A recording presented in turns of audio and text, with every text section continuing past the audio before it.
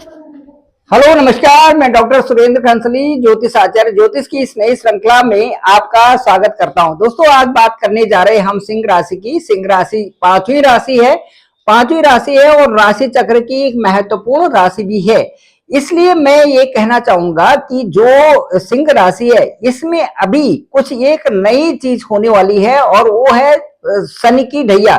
शनि की ढैया का मतलब ये है कि शनि को ही ये एक पोर्टफोलियो दिया गया है, एक काम दिया गया है कि शनि जब भी राशि बदलते हैं उस समय कुछ न कुछ चीजें वहां पर परिवर्तन के रूप में होते हैं। ठीक यदि आपकी राशि से चौथी राशि या आठवीं राशि में यदि शनि का गोचर होता है तो इसे शनि की ढैया कहते हैं। राशि किसे कहते हैं?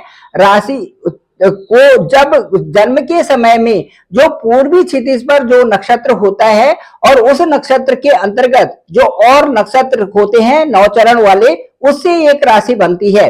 उस समय जो पूर्वी क्षितिज पर जो नक्षत्र उदय हुआ है उसी के अनुसार राशि देखी जाती है। वो आपकी राशि का मतलब है कि जहां पर चंद्रमा का गोचर होता है उस समय वो राशि बन जाती है। अब नक्षत्र की बात करें तो मघा, पूर्वा फाल्गुनी और उत्तरा फाल्गुनी ये है सिंह राशि के नक्षत्र। इन्हीं के जो 9 चरण है उसी से सिंह राशि बनी हुई है और इनका जो व्यवहार है, जो इनका जो कार्य करने का ढंग है, जो इनकी एक पूरी जो जर्नी है वो इन्हीं नक्षत्रों के ऊपर आधारित भी होती है। ये कैसे होंगे, इनका व्यवहार कैसा होगा, इनका काम करने का तरीका कैसा होगा और जीवन में क्या उन्नति करेंगे, किस श्रेष्ठ शिखर तक पहुंचेंगे, ये सभी उन्हीं नक्षत्रों के आधार पर होता है जिस नक्षत्र में ये उदय हुए हैं और उन्हीं के आचार और व्यवहार के साथ में ये अपनी जर्नी को आगे बढ़ाते हैं। चलिए बात करते हैं कि जो प्लेनेट है उनके गोचर और उनका जो ट्रांजिट है उसके साथ साथ में और जो आपकी जन्म कुंडली है उससे क्या प्रभावित करती है आपकी राशि। कहना चाहूंगा कि जो प्लेनेट का गोचर है वो एक महत्वपूर्ण इसलिए होता है कि एक टाइम फ्रेम बांधा गया है कि सूर्य की दशा, चंद्रमा की दशा, शनि की दशा, शुक्र की दशा और इस तरह से हर ग्रह की दशाएं डिवाइड की गई हैं। सूर्य की 5 साल, शनि की 19 साल, इस तरह से 18 साल और इस तरह से अलग अलग दशाएं उसमें होती हैं। मंगल की, उसके बाद केतु की अलग अलग दशाएं कितने कितने साल रहेंगी, इसे हम महादशा का काल कहते हैं। महादशा के काल के अनुसार आपकी जो जन्म कुंडली है वो बताती है कि इस समय आपकी कौन सी दशा चल रही है। दशा बहुत ही ज्यादा महत्वपूर्ण होती है।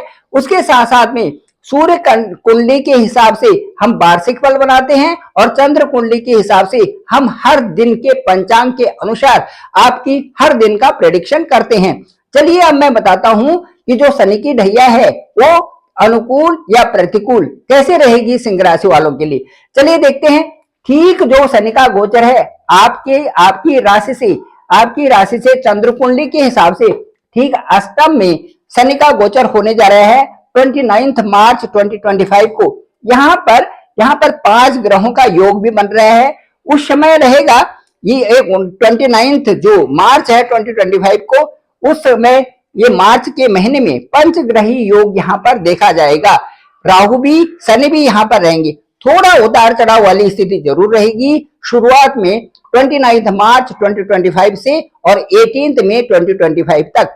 क्योंकि अष्टम स्थान है इसलिए हमने ध्यान रखना है, अपने सेहत का भी ध्यान रखना है और अपने स्पाउस का भी सेहत का ध्यान रखना है। क्योंकि जो 8वीं राशि होती है वो हमारी आयु से संबंधित, हमारे स्वास्थ्य से संबंधित, हमारे सेल परचेज जो पेरेंटल जो लैंड है उसके सेल परचेज और उसके साथ साथ में जो कई ऐसे कार्य हैं जो कि अभी तक पहचान में नहीं आए, जो सामने नहीं आए, उन कार्यों का निपटारा भी यहां से किया जाता है। इसके साथ साथ में मैं बताऊंगा कि जो सिंह राशि है इसके लिए जो शनि की साढ़ेसाती है ये बहुत अच्छे परिणाम भी लाएगी। कैसे? क्योंकि ये यहाँ पर जुपिटर का हाउस है और जुपिटर के हाउस में यहाँ पर सैटर्न होंगे।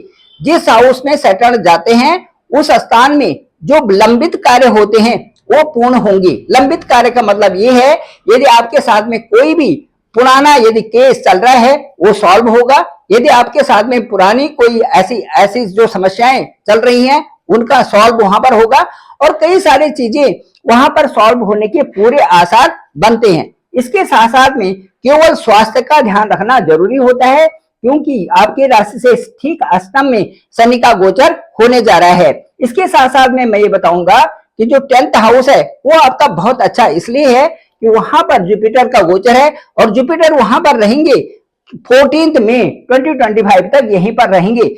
ये जुपिटर का जो गोचर है ये आपके लिए कई महीनों में एक तो फाइनेंस के लिए बढ़ोतरी दे रहा है, मई तक आपके बैंक अकाउंट में काफी अच्छा पैसा आ जाएगा।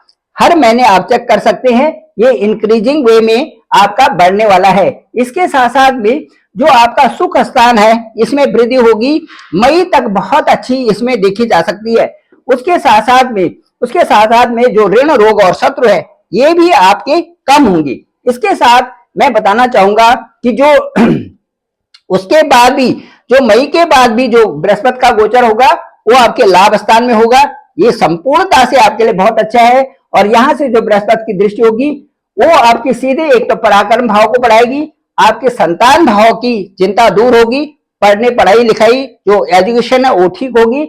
उसके साथ साथ भी आपका वैवाहिक जीवन भी जो 14 मई ऑनवर्ड्स है उसमें भी काफी कुछ बैलेंस बहुत अच्छा रहेगा। इस तरह से ये सिंह राशि के लिए था। मैं कहना चाहूंगा कि जो ढैया का प्रभाव है वो भी आपके लिए इतना इस तरह से नहीं है जिसमें कि आप किसी तरह से घबरा जाए। बहुत अच्छी स्थिति है, आप अपने कार्यों को लग्न से करिए, उसी दिशा में करिए जिस दिशा में आप चल रहे हैं और मेहनत करिए, आपको सफलता मिलनी स्वाभाविक है। थैंक यू वेरी मच, आप सभी लोगों का धन्यवाद, आप सभी लोगों का आभार। मैं डॉक्टर सुरेंद्र खंसली, डिस्क्रिप्शन पे मेरा नंबर है 9868280191। आप डायरेक्ट मुझे कॉल भी कर सकते हैं, आपका कॉल मैं पिक करूंगा और जानते हैं कि आपकी कुंडली, आपकी लग्न कुंडली और उसके साथ साथ में आपका गोचर कुंडली क्या बताती है, सबका एक एनालिसिस करके ओवर फोन आपसे बात की जाएगी और मुझे लगता है कि वो संतुष्ट वार्ता भी होगी। उससे आप मेरा जो भी नॉलेज होगा मैं आप तक जरूर दूंगा। Thank you very much.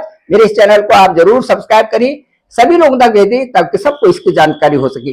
आप सभी लोगों का धन्यवाद, आप सभी लोगों का बहुत बहुत आभार।